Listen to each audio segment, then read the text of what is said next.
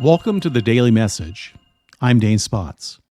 I was watching a speech the other day that was given by Tucker Carlson while he was visiting the country of Hungary, where he mentioned something that I thought was interesting, and I wanted to share it with you and talk about it. He was there interviewing the president, and his speech was about the political lunacy happening in the United States. But that's not what I wanted to share with you.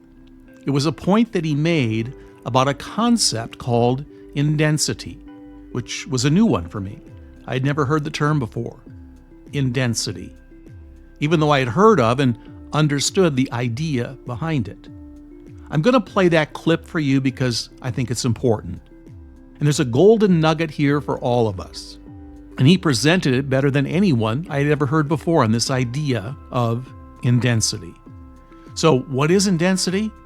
It's essentially that concept of the 15-minute city, an urbanized future for mankind where everything is socially and architecturally engineered, and people live all crammed up together so that resources are supposedly conserved. Anyway, let me play that clip for you now, and then let's talk about it. But what's so interesting to me is that the people running the United States are no longer even pretending to offer a better life to the people who live there, which is a huge change.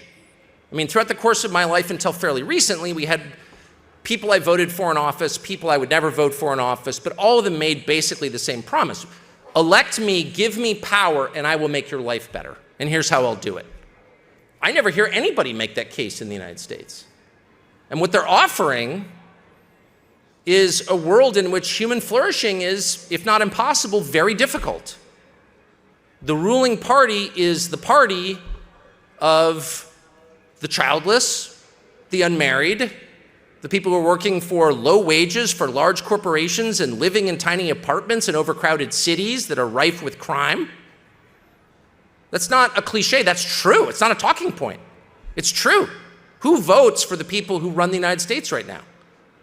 People who are, again, working for big nonprofits or big banks, living in crowded conditions, very often alone, in big soulless cities, having their food delivered by immigrants, and spending their time glued to a screen. What does that sound like to you? It sounds like prison, actually. It sounds like prison. When people violate our laws in the United States, how do we punish them? Well, we execute a few, not very many. But mostly, our harshest punishment is locking them in a small cell where they can't see the sky, where their food is delivered through the bars, often by immigrants, from the commissary, which is the Uber Eats of prison, where they have to sit cut off from nature and in solitude for years. Well, that's the life of your average Democratic voter. Solitude, isolation, cut off from nature. Who are the people who oppose this?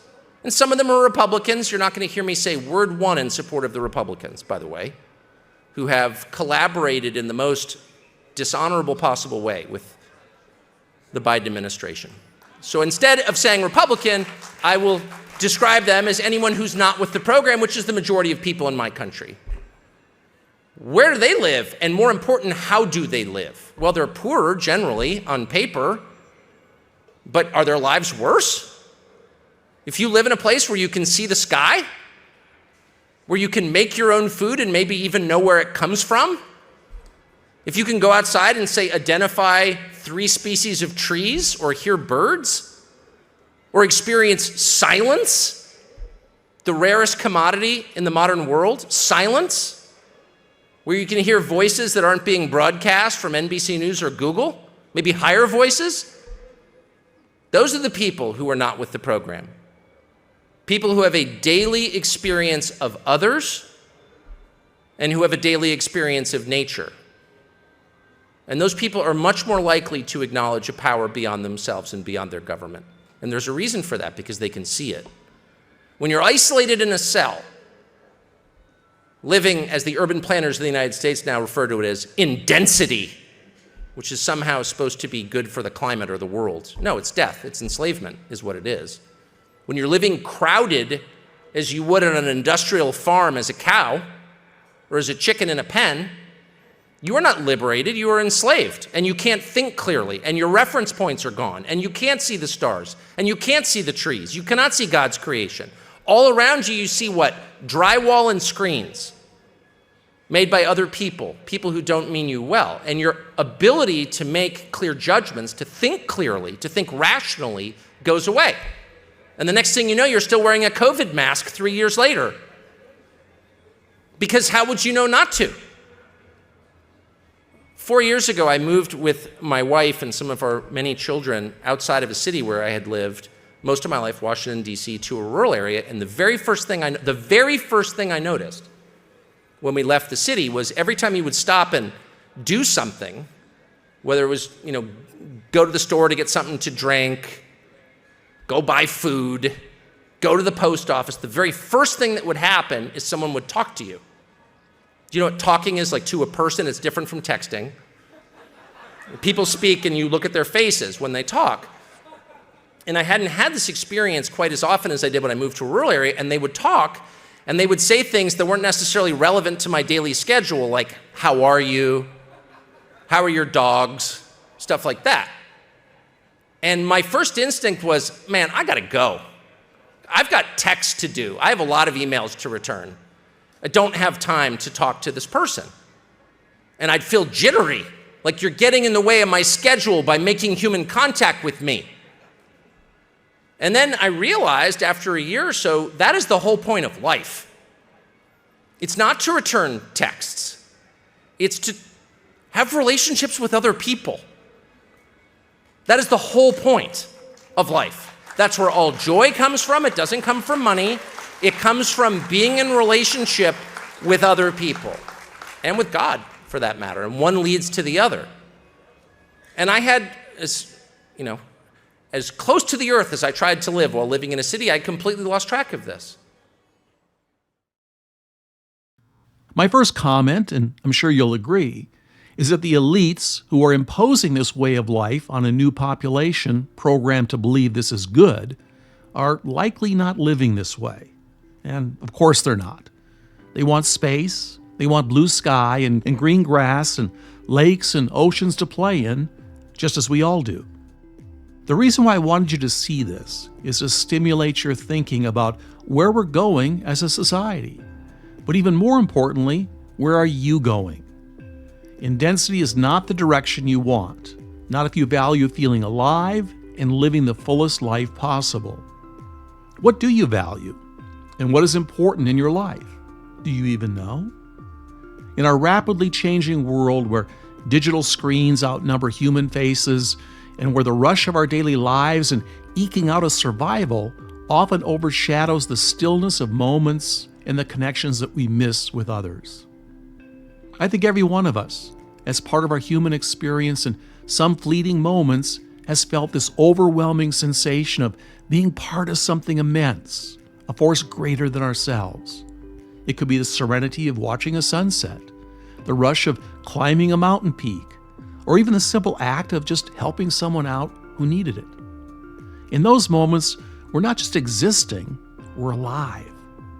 It might be cliche like a saying on a poster, but feeling alive isn't about the number of breaths we take. It really is about the moments that take our breath away. Feeling every heartbeat, every emotion, every sensation to its fullest. In these moments, we transcend the mundane and celebrate our existence. And that is good. Moreover, when we connect, be it with nature, a cause, a belief, or the kindred spirits of others, for a moment, and I'm sure you've felt this, we can transcend ourselves. Our worries seem trivial, our existence more purposeful. This connection is not an escape from life, but rather a deeper plunge into it. In this age of smartphones, most of us live in isolation, despite being supposedly more connected than ever. I'm going to have a lot more to say about this, about creating more real moments in your life. and about walking the path less traveled to make sure you do. Being safe, being isolated, living without purpose, it's not living, it's existing.